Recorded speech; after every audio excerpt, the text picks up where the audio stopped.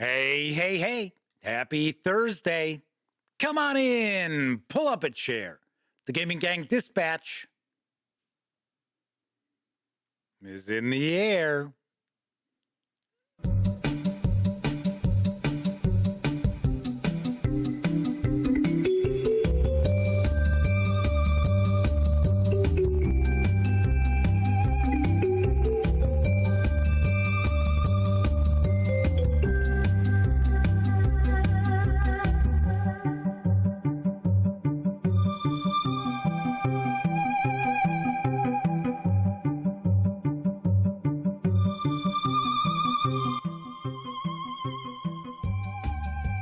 Howdy, gang, and welcome once again to the Duct Tape Studios. I'm Jeff McAleer, your host, here at the Gaming Gang Dispatch, brought to you by, incredibly enough, thegaminggang.com, of which I happen to be the founder and editor-in-chief.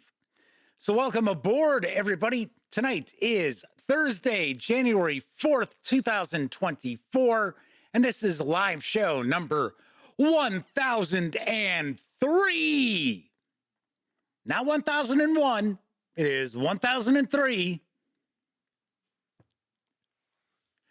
If you're not overly familiar with this show, let me point out, super casual around here. Just hanging out, talking about the latest in tabletop gaming news, as well as what's going on in our hobby. And having some fun at the same time. Hopefully, fingers crossed. Anyway, so welcome aboard. Do want to mention that if you are watching live, there is chat available. It's not on screen. It's one of the ways I keep some of the more unusual commenters at bay. And you must be a subscriber to the channel for at least 48 hours before you can take part in chat.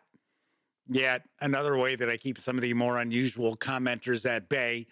But if you actually happen to be a subscriber for more than 48 hours and you want to say howdy, maybe you get a question, comment, by all means, chime in. I will do my best to respond.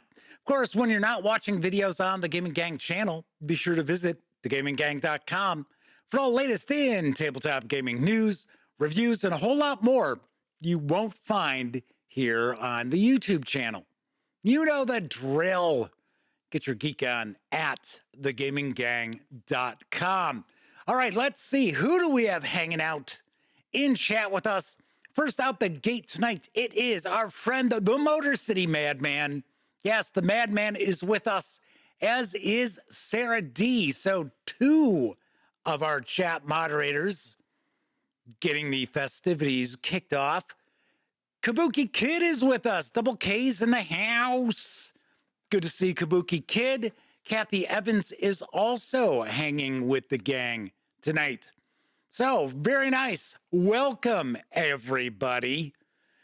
So, I'm going to dive right on into the news, and then after that, I've got a few things that we can chat a little bit about, and I've got some questions that I'd like to get answered from those of you watching the show. Doesn't have to be live.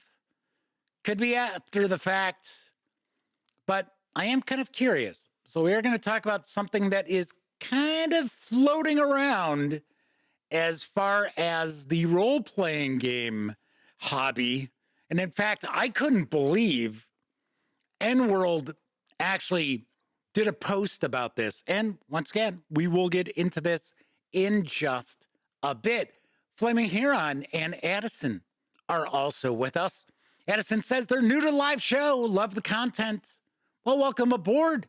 Thanks for hanging with us. Everybody's pretty friendly. The chat gang is always pretty friendly, except that Flaming Huron guy. Watch out for him, okay? I'm just letting you know right up front, because he's not here. Oh, wait, nope, there he is. Yeah, everybody's super cool in chat.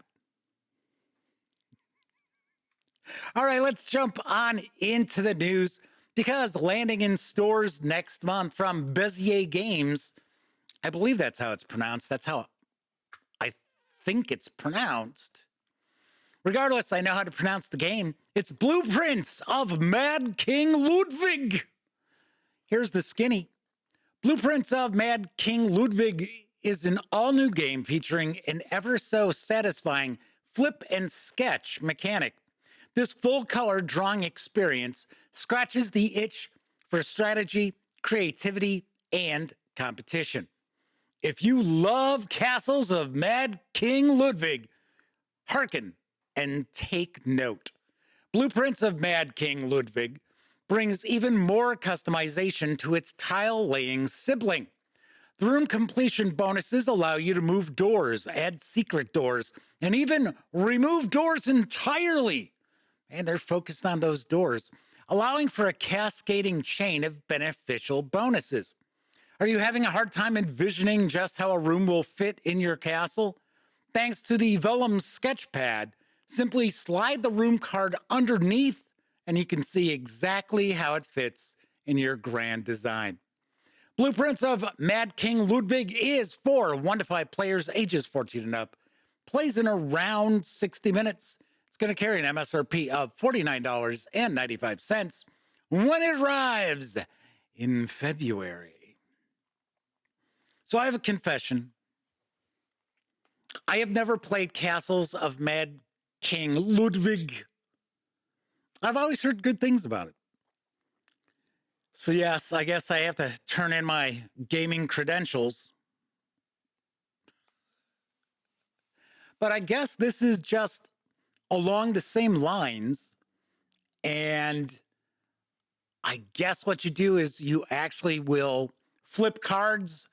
And that, I guess you have to add that room to your castle.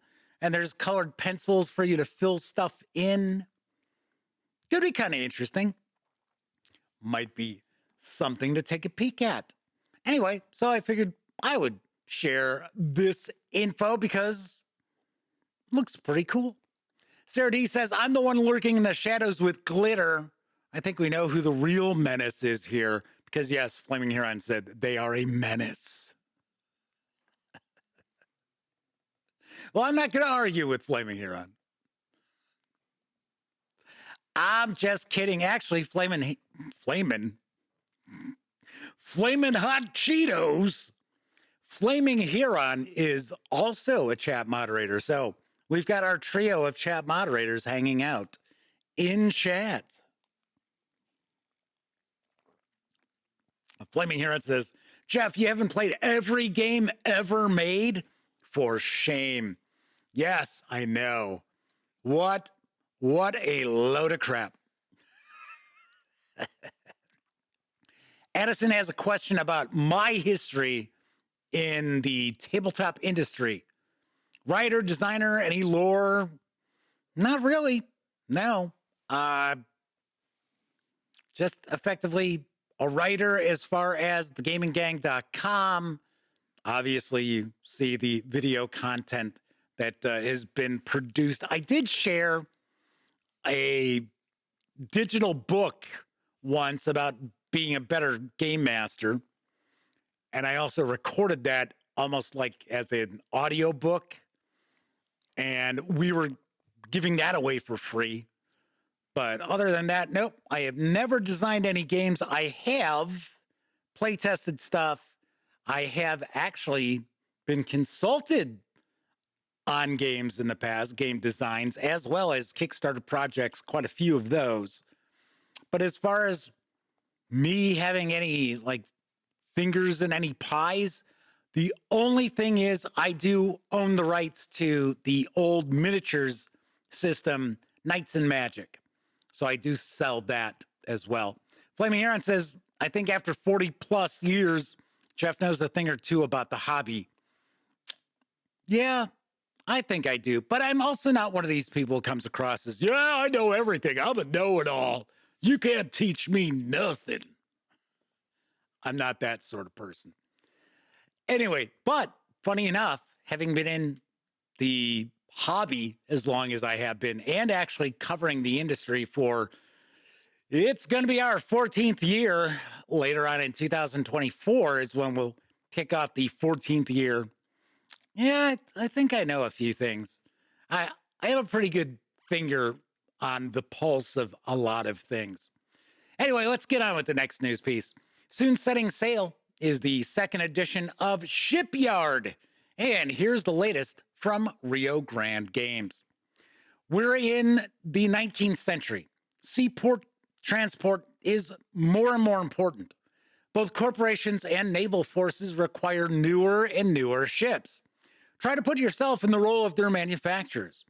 Hire employees, buy accessories, get favor of evaluating committees. And don't forget to rent a canal so you can heave anchor. Players take turns, beginning with a randomly selected player and continuing around the table clockwise. On their turn, they will choose one of the available actions from the action track. The action will get the players something they need to help build their ships. On the player's next turn, they will move that action card ahead of all the others and choose a different action.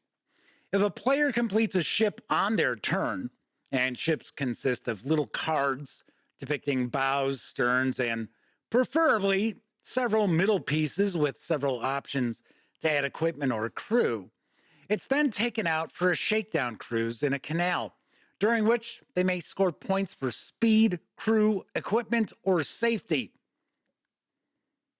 You would be testing the speed of a ship in a canal? Don't know about that. And let's be honest here, a shakedown cruise is at sea. It's not in a canal, but hey, it's all right. Just, saying. As players take their turns, the line of action cards will advance around the action track. When the lead action card reaches the starting space again, the countdown marker moves down one space and play continues. The game ends when the countdown marker reaches the finish space. It can also end early if the players run out of ship cards. Bonus points are scored for government contracts, and the player with the most points is the winner. Shipyard 2nd Edition is for 1 to 4 players, ages 14 and up, plays in around 90 to 120 minutes. It's going to carry an MSRP of $69.95 when it arrives sometime in Q1. I got to say, this looks like this is jam-packed with content. It's all these different tiles and cards and boards. And I'll be very honest, I am kind of interested in the whole ship design history. So this would probably be right up my alley. So once again, this is now, it's supposed to be coming out this quarter. According to Rio Grand Games website, they say it's in stock, but online retailers are all saying, no, it's still a pre-order. We don't have it yet. So no. Gruesome Gaming Group is also popping into chat for the first time, but they've been enjoying the channel for a while. Well, welcome aboard, Triple G. Good to see you. Good to have you hang out with us in chat. So yes, Kabuki Kid points out that this is a Vladimir Suchi design for the 2nd edition. Now, as far as the differences between the 1st and 2nd edition, I do not know, but I will say it looks like it's very possible that there has been kind of a bump in component quality and artwork. That'd be my guess. All right, let's talk about some role-playing game news, because a new bundle of Holding has landed, and it features the Dying Earth role-playing game from Pelgrane Press. And I've got the deets on the deal. Adventurer, per patent, we've revivified for a 4th time the January 2014 Pelgrane Dying Earth bundle, featuring the original 2001 Dying Earth tabletop role-playing game by Robin D. Laws from Pelgrane Press. This comprehensive offer encompasses the entire Pelgrane line based on the world-famous Dying Earth stories by legendary fantasist Jack Vance. This is actually one of the largest bundle of holding offers ever. For just $19.95, you'll get all 7 titles in its revived offers Essentials collection, which has a retail value of $115, and these are available as DRM-free PDFs. You'll get the Dying Earth Core Rulebook, plus the Dying Earth Revivification Folio, which actually kind of updates and adapts the game itself to Robin Law's Skullduggery game system. There's also the Primer of Practical Magic, which actually has spells adapted to the D20 system, because in case you didn't know this, the magic system of Dungeons and Dragons is actually based on the Dying Earth stories. I think most people realize that. There's also the Compendium of Universal Knowledge and Kugel's Compendium of Indispensable Advantages. So that 5 times fast. There's also the Kayan Player's Guide City Sourcebook and the Scum Valley Gazetteer. Now remember, that's $19.95. You get all of that. Now, if you happen to pay more than the current threshold price of $40.23, you're going to level up and also get this Revival's entire complete collection with the rest of the Dying Earth line. 17 more supplements and adventures worth an additional $123 that amplify your Dying Earth game at all 3 levels of play. There's Turgeon's Tome of Beauty and Horror, Rialto's Book of Marvels, Demons of the Dying Earth, and Tooth, Talon, and Pinion. 3 introductory adventures for Kugel, Turgeon, and Rialto level play, which I believe the different levels represent how powerful the magic users are. Because, of course, if you are familiar with the Dying Earth stories, there is a hell of a lot of a difference between the abilities of Kugel and Rialto. Night and day. There's also Fields of Silver, which is actually an epic Turgeon level campaign, and In the Footsteps of Fools, all 5 installments of Ian Thompson's panoramic campaign. There's the excellent Prismatic Spray. Doesn't that ring a bell? Dungeons and Dragons. Well, I don't know if 5e still has, well, it's got Prismatic Spray, but it's not the excellent Prismatic Spray, which happens to be in a periodical, which was one of the authoritative Dying Earth RPG sources. So you'll get all 6 issues that were produced of that. So we're talking years of role-playing enjoyment for less than $41. Now, these savings are going to run through January 24th, and 10% of your payment after gateway fees will go to this revival's charity, the Cancer Research UK charity. Very nice.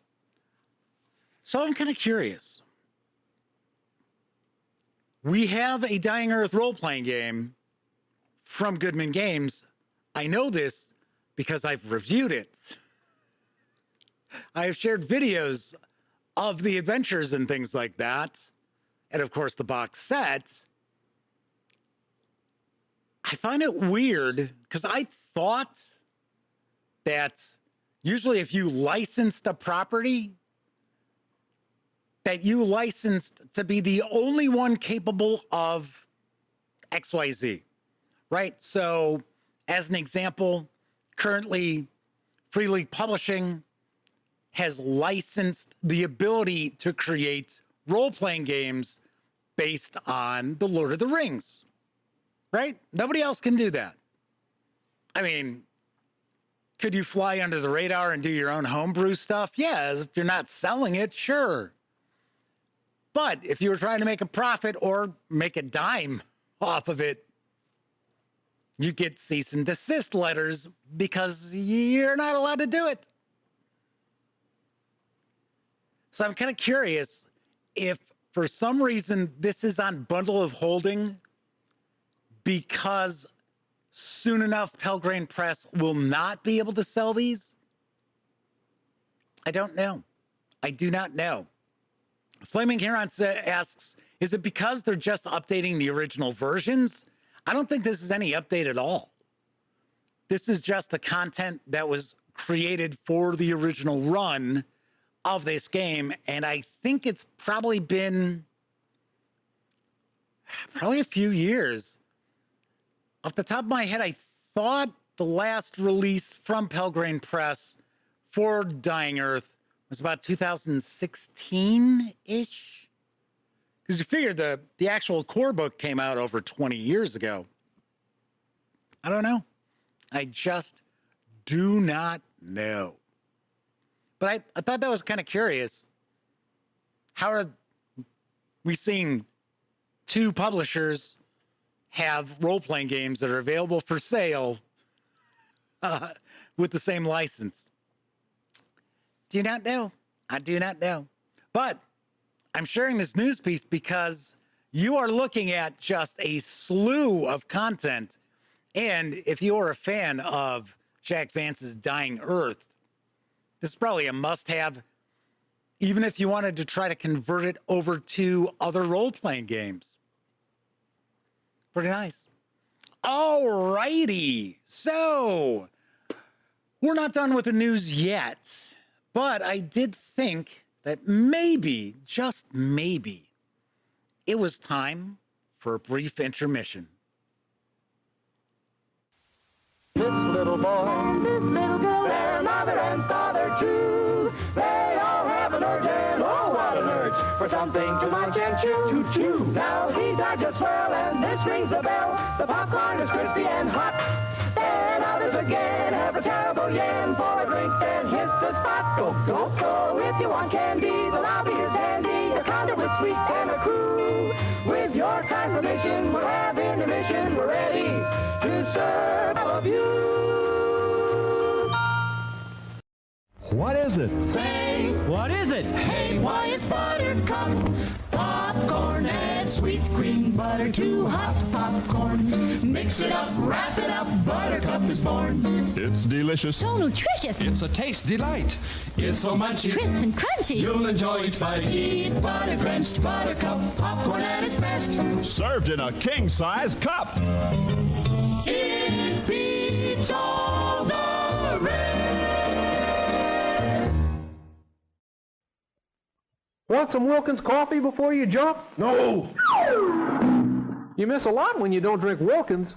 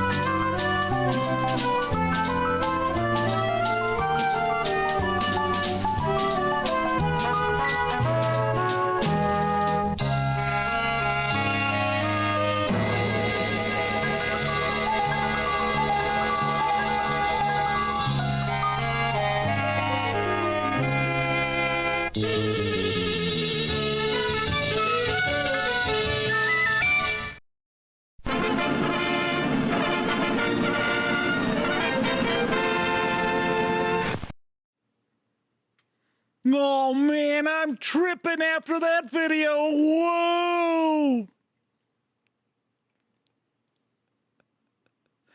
Yeah. All those flashing lights, hopefully.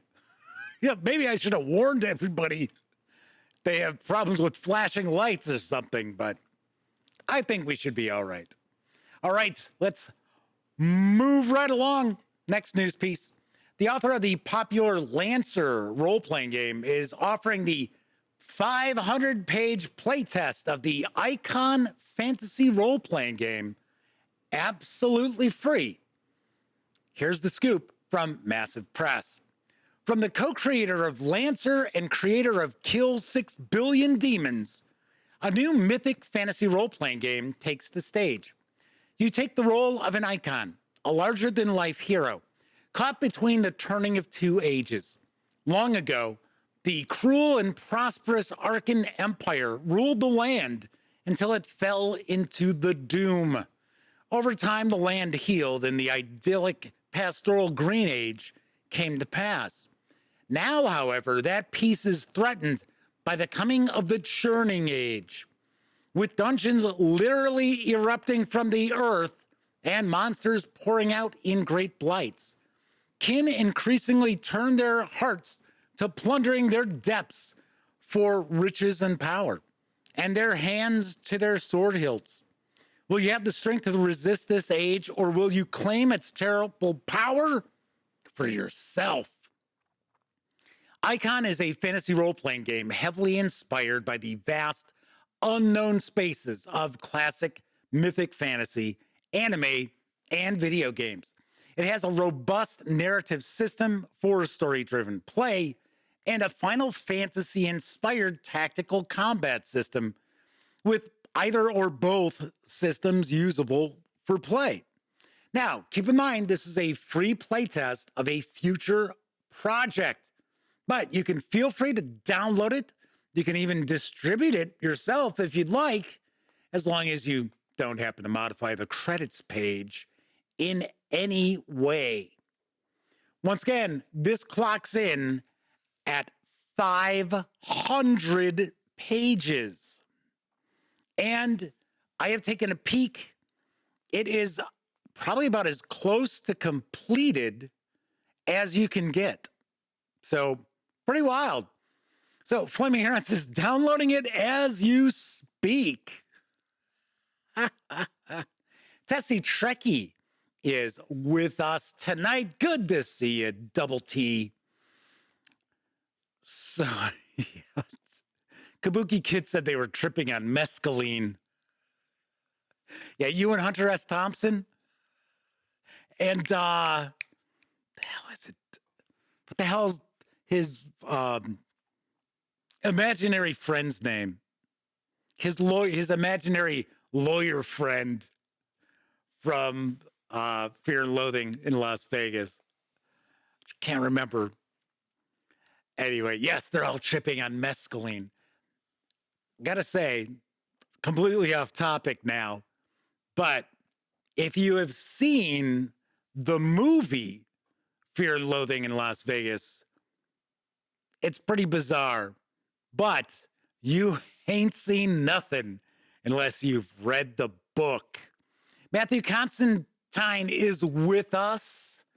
Dr. Gonzo, yes, that's it. Dr. Gonzo.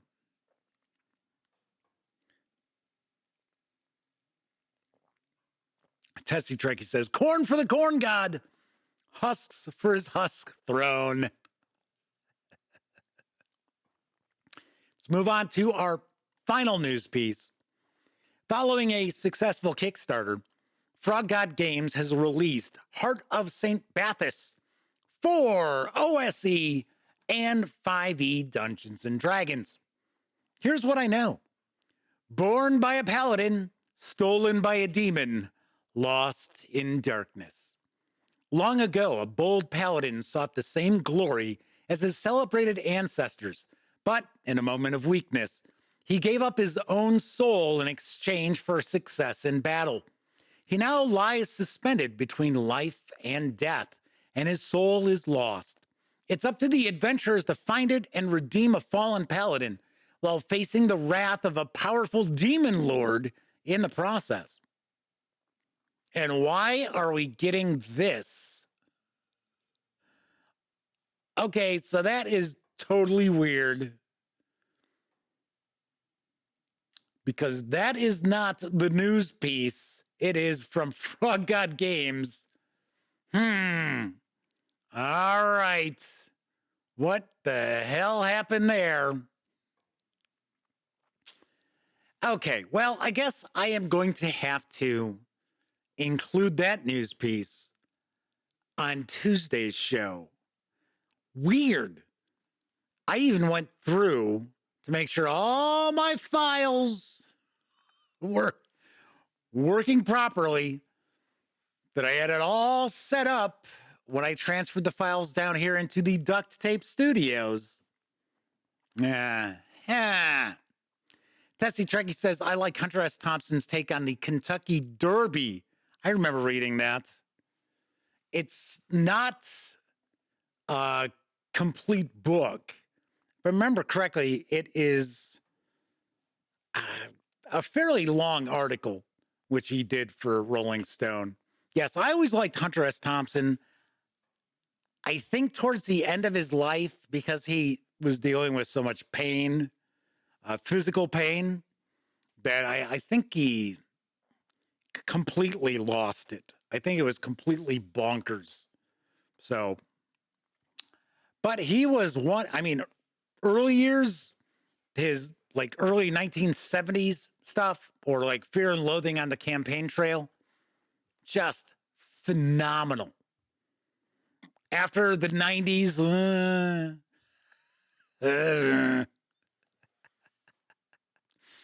all righty. Well, a little bit shorter news segment than I was planning tonight. So a few things I do want to tackle, and then we're going to kind of get into my topic for tonight's show. First of all, still having problems with the shoulder. I did take a Tylenol with codeine before starting the show, and I thought, yeah, maybe this time it'll work better. No, it hasn't. Now, something else I wanted to point out, and Roy Goodman had brought this up in a comment on yesterday's show in the comments section of the video, asking, was I sure it wasn't cardiac related? And I can't say it's not positively, but before I had the triple bypass, I never had this problem. And you may recall, I mentioned when I came home from having the triple bypass, which you got to remember, I was out of the hospital like 2 days later. I like rocked on out fast. I had my shoulder hurt for about 2 months, and it finally went away. And then I'll go months without having a problem, and then all of a sudden I wake up in the morning one day and, oh, it's back. So I don't think it's cardiac related, although I know, yes, left shoulder pain and pain that can extend into your arm are signs of, if I remember right, I think it's a sign of a blocked artery. But my blood pressure is great. I don't have any shortness of breath. I'm not dizzy or anything like that. So Kabuki Kid says, worth a visit to the cardiologist just to make sure. If this doesn't go away in a couple of weeks, yes, I will. Because I have a follow-up with my cardiologist not too far off in the distance. So I might be able to call and say, hey, can we, or maybe they'll just send me to have an EKG or something like that. Also had some x-rays done and showed I don't have any like broken ribs. My lungs were clear and stuff like that. So nothing with that either. But yes, Roy Goodman had asked, hey, are you sure it's not cardiac related? And like I said, I'm not a doctor, so I can't tell you, oh, absolutely not. But I wouldn't think so. And when I went to the urgent care, walk-in clinic, whatever you want to consider it, they brought up all my stuff. So they knew that I take, heart medication. I had triple bypass, all these other things. So they didn't seem to feel that it was, cardiac related. So I don't know. We'll find out. We'll see what happens. Knock on wood. So there we have that. Something else I wanted to point out is I was talking on Tuesday about ways that you can help the gaming gang. And this isn't only for the gaming gang. This goes for any small outlet that you follow, be it tabletop gaming related or any other hobby or things like that. And we've talked about commenting on the videos. So Kabuki Kid says, you know your own body, so probably isn't that. At least we can hope. That's something else, Double K. I don't have chest pains. I don't have any tightness, anything like that. I would think that would also be an indicator going on too. So Flaming Aaron says, my doctor still asks what heart surgery I got. I'm like, don't you know? You're the doctor. You would think. So Man says, I get the concern. I have odd pain in my upper left chest. Gone to ER twice before and nothing found after numerous tests. Still worries him a bit. So one of the things that I thought I understood is that bursitis will not show up in x-rays. So, and I know. And I guess it's not arthritis because there's still cartilage and things like that. Anyway, so back to how to help out other outlets and that. So remember, give thumbs up on the videos, right? Right? Yeah? Okay. That's one thing. Comment on videos. So even if it means you have to come back later on, say you're watching a live stream like this. I know a lot of people have told me that, you know, they're not able to comment on a live stream. Okay, I get that. Come back. Come back and toss a comment out. Once again, I'm not just talking about for the gaming gang. I'm talking about on YouTube, any small outlet that you happen to enjoy and you want to spread the word for. Something else you can also do is tell one or two people that you know who are not familiar with those outlets about them. Word of mouth is very, very important. Something else I should also mention, and this goes back to the videos. If you're watching a video on an outlet, so as an example here, you're watching live, right? So most people tune in at the beginning of the show or whenever they have an opportunity, and then they'll watch to the end. Unless I, drive them insane and then they're like, hell with this guy, I'm done. But when you're watching like videos which have been uploaded, try to watch them in their entirety or at least for a good portion of the video, because that's also very important. So if somebody goes and checks out a video and they watch that video for 30 seconds, and let's say it's a 10-minute video, and then they're gone, that actually counts against that video. So keep that up. So yes, Kabuki Kid's talking about even thumbs down. Yeah, because it shows that there's engagement. If people don't use the thumbs, they don't comment, there's no engagement. YouTube has all these different factors built in their algorithm, and that's how they decide what shows up in your feed and things like that. So anyway, I believe Addison had mentioned, let me jump back here, said Jeff in previous videos and streams has said to ask the companies making games to send stuff to you. No, I've never asked that. I will clarify what I've said. Wondering if Jeff will do interviews or if it's a type of content that I don't do. I do interviews. Sure, I do. I tend to do most of my interviews at conventions, but I will do Skype interviews and things along those lines. There was something that the guys over at Troll Lord Games had introduced me to for really good quality video in interviews that are done online. But this thing is such a pain in the ass. It's like, oh my gosh. It's like Skype is easy. It's easy to plug Skype into OBS Studio as long as the person on the other end understands how to use Skype. I don't tend to use Zoom simply because Zoom's quality isn't all that great from what I have seen.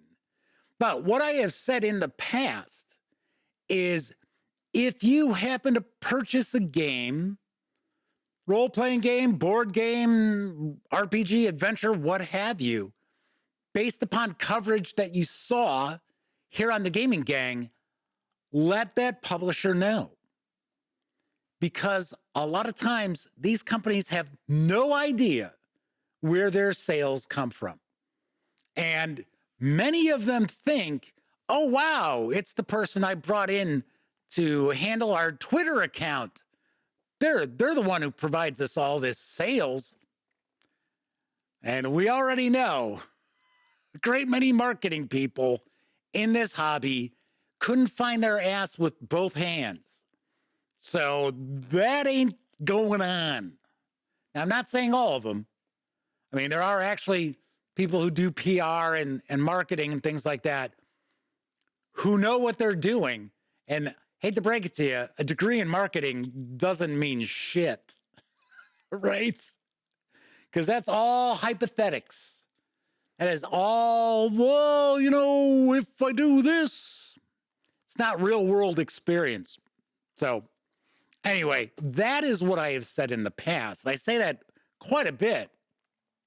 In fact, I think it was Kevin R. Smith who just backed a Kickstarter. I think it was last night. He backed a Kickstarter as he was watching this. And I said, well, you should let them know. That's why, you know, that's how you found out about it. Now, is it a company that reached out to me to share a news piece? No, it wasn't. I actually kind of stumbled upon it myself. But no, I will never tell viewers to contact game companies and tell the game company to send me stuff. Never. I would never consider that. Because for one, I have stones. You know, I'm not afraid to go contact a publisher and say, hey, you know what? I'm really interested in this or whatever. I don't tend to, though. Just because nowadays it's like every game publisher out there, especially board games, gets inundated with people who are reviewers and even better, influencers. And they all want free copies of games. So normally I let the companies come to me, but what I do like to point out is if you learned about a game, either through watching the news here on the Dispatch, or maybe I did a first look video, or I did a review video, or maybe Sammy did a written review on thegaminggang.com, let that publisher know. Because for one, they appreciate it. And if they're not a company that is pretty tight with the Gaming Gang, maybe we can establish some sort of a relationship. B. Horn and Jack Hanks, as well as Kochansky, are with us in chat. Howdy, everybody. Welcome aboard. Okay, next thing, real quick. I'm kind of curious, is anybody out there interested in seeing coverage of the Founders and Legends convention, which is going to be taking place in Lake Geneva the week before GaryCon? Because Ellie and I had been bouncing around going to GaryCon, and I had already told him that if we were to go to GaryCon, if we were to go to GaryCon, now I'm just going to start dropping words. Oh, it's too much effort. Too much effort to use all those words in a sentence.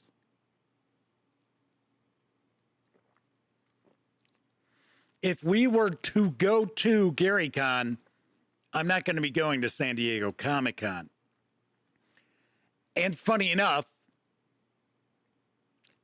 Elliot doesn't get a pass. Well, he doesn't. He gets an exhibitor pass if we're lucky. But he no longer gets a press pass because he doesn't have an outlet anymore. And yes, because the goofball didn't realize that his hosting was up and he needed to pay for it. And months went by. And then he realized, oh, wow, I don't have a website anymore. Because I guess he would pay for his hosting for the year.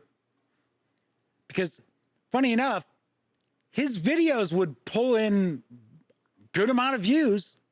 In fact, he's got the Supergirl, there's a convention video, and it's like the entire panel, which I think he had pulled out like 500,000 views just on that video.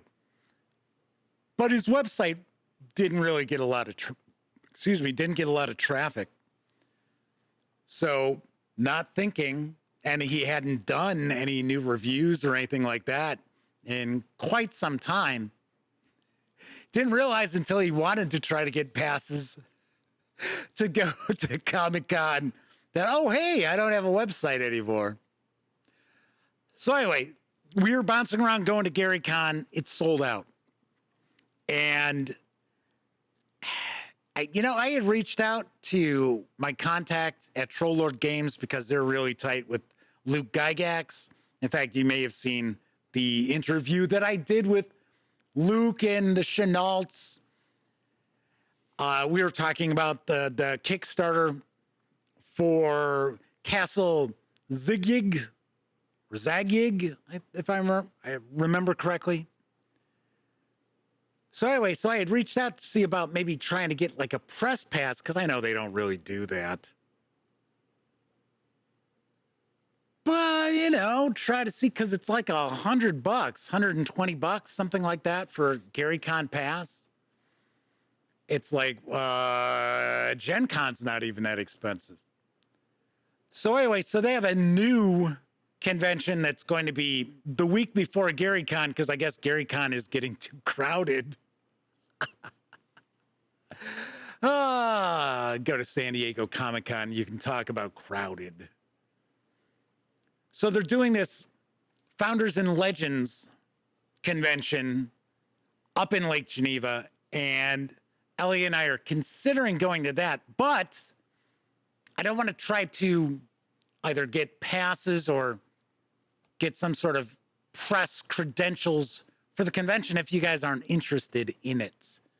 So as far as my understanding, it is going to be quite a few people who are still around who were movers and shakers with Dungeons and Dragons and Advanced Dungeons and Dragons and stuff like that. I think it is more of a focus towards D&D.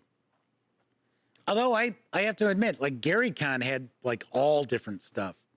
Kabuki Kid says, boy, I remember when GaryCon was new. Seemed like it was so small at first. Yeah, I think they had, if I remember correctly, I think it was like 700 or 800 attendees last year. And they were, and all these people were talking about how crowded it was. And I was like, okie doke. So William Hell Has Ice is with us, Lake Geneva. Geneva Convention, not that Lake Geneva, it's Lake Geneva, Wisconsin. I was going to say it because I wouldn't be going to the other Lake Geneva. Convention or no convention. So anyway, if you would be interested in seeing us cover that show, I actually have a poll going on in the community portion of the Gaming Gang channel here on YouTube, which I don't know if you knew even exists, but it is where I tend to tell people what's going to be featured on the next episode of the Dispatch. So there is that. All right, last thing I wanted to discuss. I don't know how many of you are aware of this, if you ran across it or not. N-World had a news piece regarding this earlier today, and it had a link to the I think it was on a Facebook page, if I remember correctly. So I'm not sure if you know who Ben Riggs is.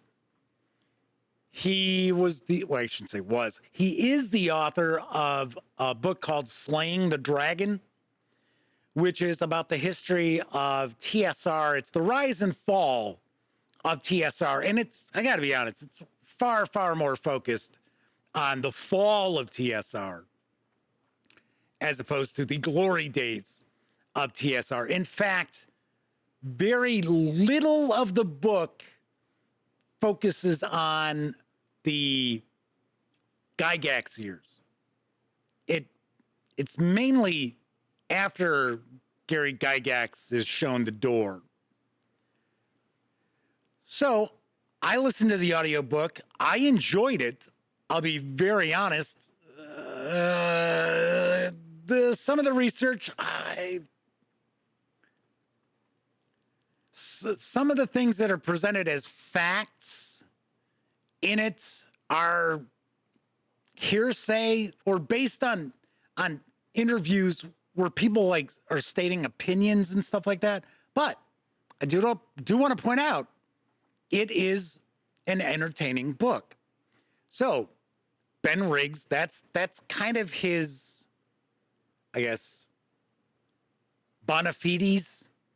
Everybody used to say bona fides. I don't know when it became bona fides. It is his bona fides. And I believe he's also written a role-playing game.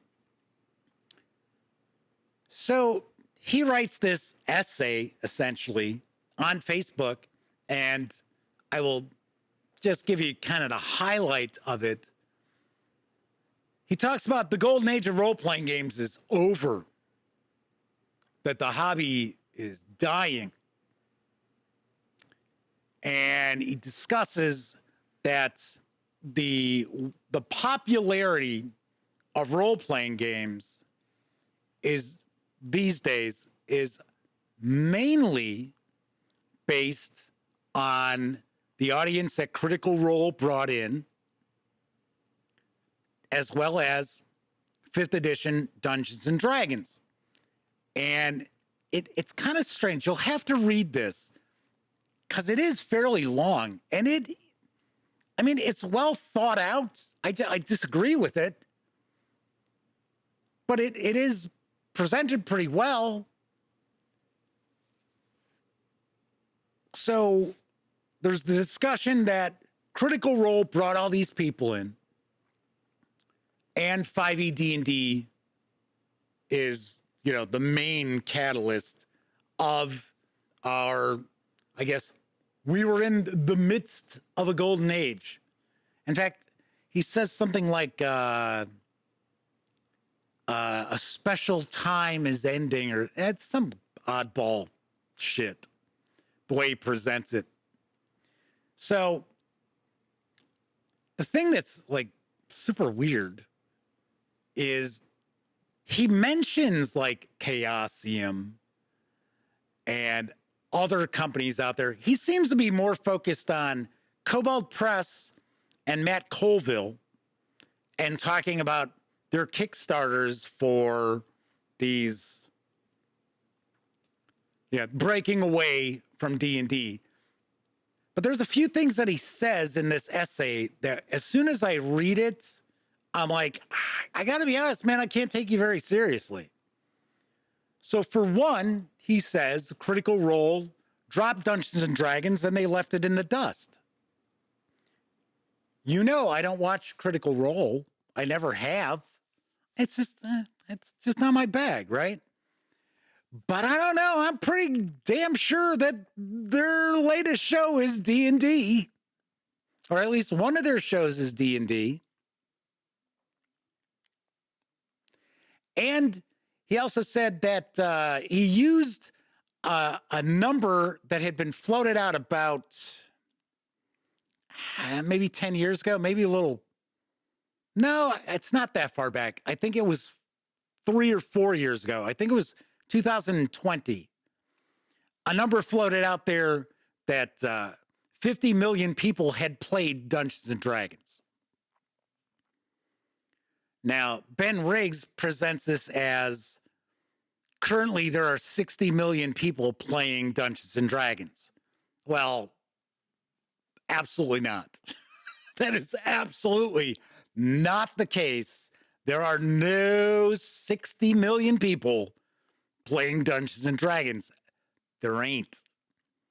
So when he floats that out there, it's kind of like, so how can I take the rest of this seriously at all? So essentially what he says is that Critical Role and 5e D&D brought on the popularity of role-playing games over the past 5 years. And that Dungeons and Dragons powers the industry. So on Twitter, on Facebook, on my social media, I linked to this essay because, like I said, it's an interesting read. I just disagree with just about all of it. And I said, well, if you think that we've got a golden age coming to an end, you must only be looking at the hobby through the prism of Dungeons and Dragons. Because the ongoing popularity of Free League Publishing, Chaosium Inc., Cubicle 7 Entertainment, Pinnacle Entertainment Group. I mean, I can go on and on and on and talk about all these various different publishers that are doing quite well and have been doing quite well. And it's not through Dungeons and Dragons because they have no affiliation. And I know there's this misconception that, in fact, Flaming Huron just points out, tabletop role-playing is not just Wizards of the Coast. Martin 7W is with us. Matthew Constantine says, I'm making up that math, but I think I'm right. Matthew says, I also like the D&D movie. I was pleasantly surprised myself. And you couldn't pay me to play D&D. I assume he's talking about 5e D&D.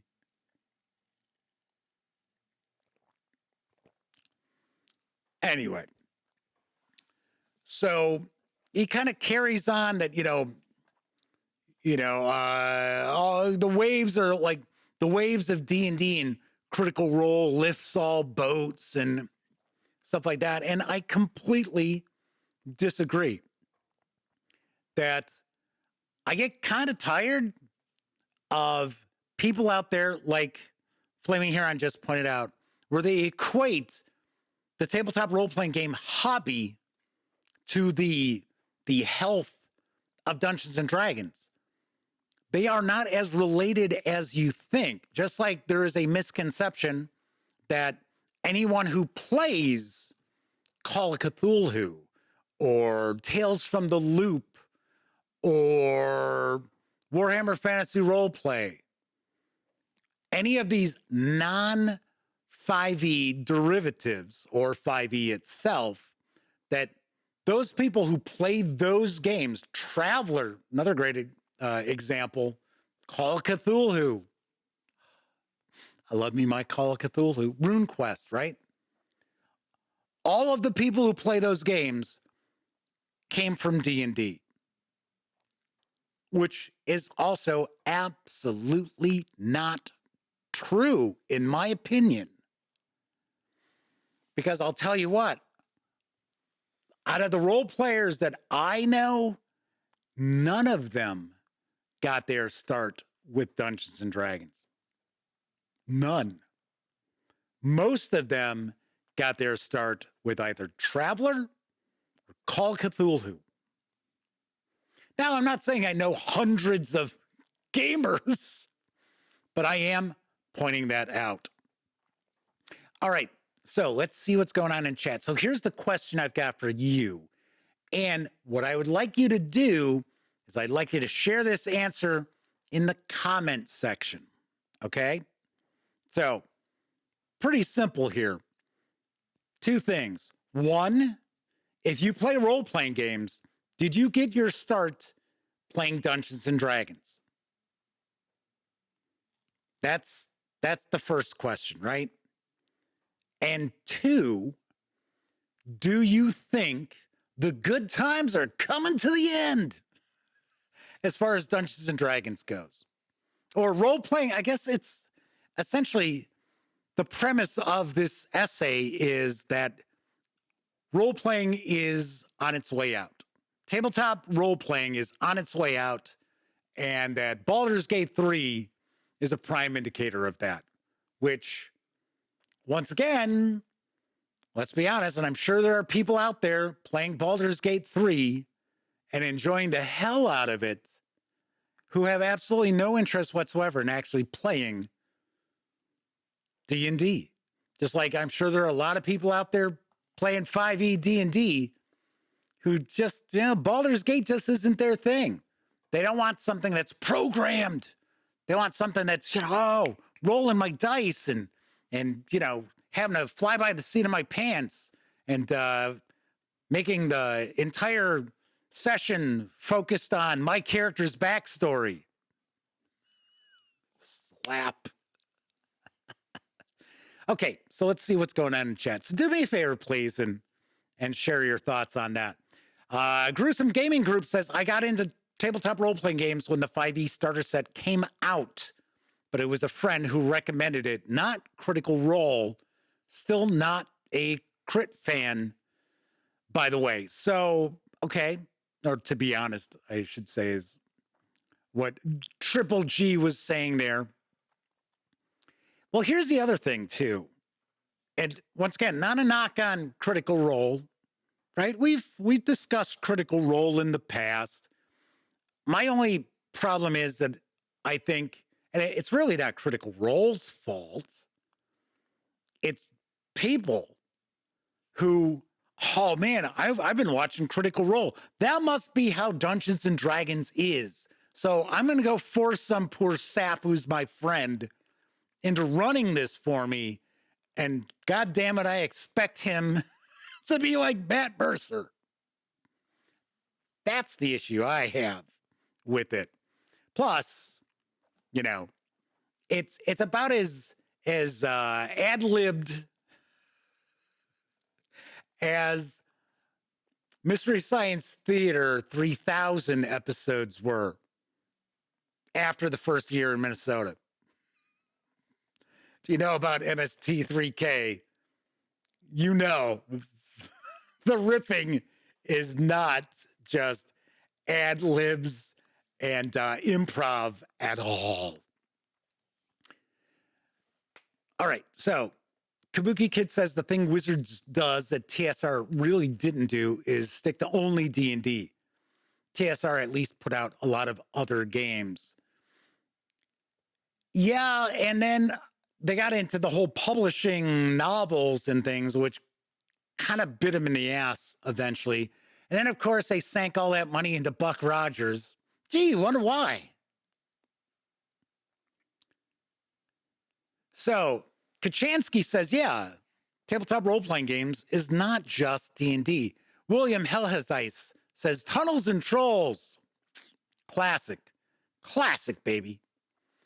Kathy Evans says there are new games being developed that aren't D&D. Yes, there are. And I mean, I don't know Matt Colville at all, never met him, anything like that. I know he's, the whole open game license is what really set all this up. But I mean, I wish him all the success with his, what is it, MCDM or something like that, role-playing game. If somebody offers me a review copy, I will certainly take a look at it and review it when it comes out, which I think is 2025, if I remember correctly. Kabuki Kid says, I just remember TSR tried a lot of things, which was fun. Yeah, they tried, well, they did board games. And because really that's kind of how they started, it was board games and miniatures rules. They did the little clamshell games. What is it? Invasion of Pleasantville, I seem to recall. That was one of them. That was one of the better ones. Edison says, they've DM'd for lots of people that came from Stranger Things hype. They didn't care about playing D&D, just a tabletop game that gives them that type of experience, and they had a blast. Matthew says they started with Chaosium's Worlds of Wonder. I remember that one. In fact, they've only played D&D, and it was every edition except for 4th a handful of times. Travis Williams is with us. Good to see you, Travis. Travis says they started with AD&D. Anthony Good. I don't think I said hello to Anthony. He is also here. Matthew says the MCDM RPG looks like it'll be a super well-crafted game that I'll have no interest in. To me, I get the feeling it's going to be really focused on lightweight mechanics. It's just the impression I've got. The Man says they've played GURPS, regrettably, but they've really enjoyed Pathfinder 2nd Edition and Savage Worlds. Now, the reason why I don't mention Pathfinder or Starfinder is they are D&D derivatives. So their DNA, it's baked in there. So Kabuki Kid says GURPS isn't their flavor, but it has its fans. Oh, yeah, and their fans are rabid. The GURPS fans are rabid, just like the fans of Palladium Games. It's like, God forbid, don't say anything bad about Uncle Kevin. It's like, okay. All righty. So yes, I completely disagree. Hopefully you'll have an opportunity to take a peek. If you follow me on social media, either Facebook or Blue Sky, which I have invite codes if anybody's interested in getting on board Blue Sky, because you still can't just sign up. You need an invite code. Hit me up, Jeff McAleer at thegaminggang.com. And I believe I still have, I have 5 invite codes. So if you're curious, but what I was going to say is if you follow me on social media, you'll be able to find the essay that I was talking about. And I would definitely recommend give it a peek. Let's see. So I always get this wrong. It's like XJJ for life. It says Fantasy Age needs more love. I've never taken a peek at it. Isn't Fantasy Age sort of a D&D derived game, or is it something completely different? So, Edge for Life. There you go. Thank you. So it's like all those X's in there's like, what? Anyway, so I wanted to share that. I think that the hobby is very healthy at this point in time. If you decide that you're going to hitch your wagon to Wizards of the Coast, then that is a decision that your company has to live with if suddenly a couple of years down the line something changes. Now, strangely enough, one point that gets made in this essay that I thought was a little bit odd, because, like I said, Ben Riggs is also a content creator as far as role-playing game content. He was kind of beefing on the fact that we don't happen to have any like SRD information about the upcoming D&D release. So it's kind of like, So it's kind of like, are you writing that, D&D is dead and all these other things because you're upset that you don't have an SRD yet? Is that it? I mean, they are playtesting the game. Isn't that sort of your SRD? Not that you can use that as far as publishing content, but still. Matthew says, I think the hobby's in better shape than it's ever been, even with that one giant elephant messing up the shop. Kabuki Kid says, sounds like Wizbro is going hard into the digital realm that we knew. Maybe that will make certain gamers happy. Not my kind of thing. Yeah, just like there's a lot of talk about, oh, what is AI going to mean for tabletop role-playing games? That, we're only a few years away from an AI being able to game master, competently. I don't know about that. So Addison said their first tabletop experience was with their brothers at the age of 14 playing a wacky homebrew of 40K role-playing.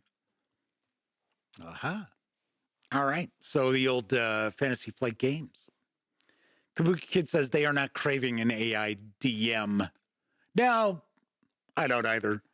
Just like I try to explain to my nephew, who's a big video gamer, and I like video games, don't get me wrong. But I've tried to, I take that back. I shouldn't say I try to explain. I explained to him before he started actually playing paper and pencil role-playing games that anything on the computer cannot compete with a living human being right there running a game, because there is no programming. The story can go anywhere. The adventure can go anywhere. It can't do that in a computer game because it's got to be programmed. All righty. So just floating that out there, everybody. Like I said, this new format for the dispatch, trying to do, news and then talk about something that's currently going on in the hobby. And like I said, this essay was a big enough deal for N-World to actually publish an article about it. So I thought that was kind of weird.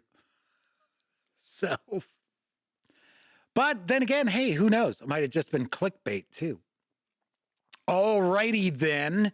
Do want to mention, I got a package in mail today from my friends over at GMT Games. So let's share what we've got here. We have Banish All Their Fears, which is 17th and 18th century Europe. So it's the Battle of Neerwinden, July 29th, 1693, which was part of the War of the League of Augsburg. And then we have the Battle of Blenheim, August 13, 1704, which was part of the War of Spanish Succession. It kind of looks pretty hex encounter-ish. Although I do like the artwork on the counters. That's pretty cool. And this, I think, is, yes, it's a new series, Bayonet and Musket. So that is that. Then we also have Norman Conquests, which is part of the Men of Iron series. I think volume 5. Yes, it's volume 5. So we've got that. We also have Tanto Manta, which is the rise of Queen Isabella, Ferdinand and Isabella. So we're looking at late 15th, early 16th century. And just looking at the game board, I think this is kind of a tie-in to Here I Stand. So I do not know for sure. So we've got that. And then a little game you may have heard of, the Plum Isle. Oh, Island. I want to say Isle. It's the Plum Island horror. And you may notice there's no shrink wrap on this box. Ooh, I wonder why. Could it be I've already shot my unboxing video? I guess you'll have to take a look on the channel tomorrow to find out. And I've also shot my first look video of Shadow Dark. So tomorrow, you'll be able to catch the unboxing of the Plum Island Horror. And then on Saturday, you'll be able to take a peek at my first look at Shadow Dark, which is from the Arcane Library. Very nice, very nice. I've got other goodies on its way. So there we go. Kabuki Kid says, Herman Lutman. I want to play that. Yeah, I was very excited when this package arrived today. I saw it was GMT and I'm like, oh, come on. Come on. Be in there.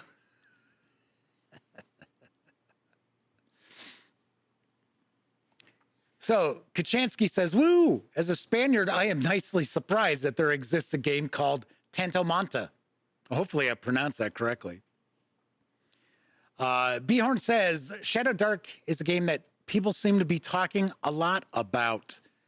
Yes, it has a lot of hype. I'm going to start reading this tonight. So, because this hardcover isn't in stores yet.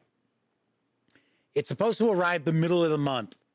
So I am going to look to read this, and I'll give you a little sneak peek.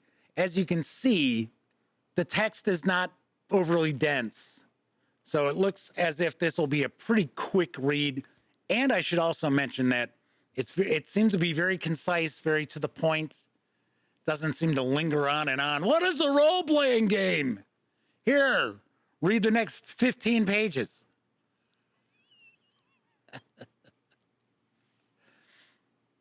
All right. Travis Williams says, I was initially excited for Shadow Dark, but the more I learn about it, the more meh it feels to me. Oh, Marius Smith is with us. Sorry, I did see he had popped in a little while ago. I forgot to say hello. Hello. And yes, Anthony Good points out that they're looking forward to my Savage Pathfinder review. Just steal my thunder. That was going to kind of be the surprise. Because what I'm trying to do is share videos on days that I'm not doing a live stream as well. So I'm trying to get as much content out there as I possibly can. All righty then. So that is it for this time out. If you happen to like this video, by all means, please give it a quick thumbs up. Subscribe to the Gaming Gang channel if you haven't already. And if you do subscribe, ding that bell. It'll not only let you know when the Dispatch streams live Tuesday, Wednesday, and Thursday evenings right here on YouTube. It'll also inform you when I share other videos, such as my unboxing of the Plum Island Horror from GMT Games. Of course, when you're not watching videos on the Gaming Gang channel, be sure to visit thegaminggang.com for all latest in tabletop gaming news, reviews, and a whole lot more that you are not going to find here on the YouTube channel. You know the drill. Get your geek on at thegaminggang.com. If you were watching live, thank you very much. If you watched live and took part in chat, big tip of the cap to you, because not only are you keeping me company, you're also keeping each other company too. And it is much appreciated. Of course, I know a lot of you out there, you don't have an opportunity to watch live. It doesn't matter if you're watching live or on Memorex. Thank you very, very much for checking out any of the videos here on the channel. And don't forget, let me know in the comments section, did you get your start if you play tabletop role-playing games? Did you get your start with 5e D&D? And do you think the hobby is on its deathbed? Because I sure shit don't.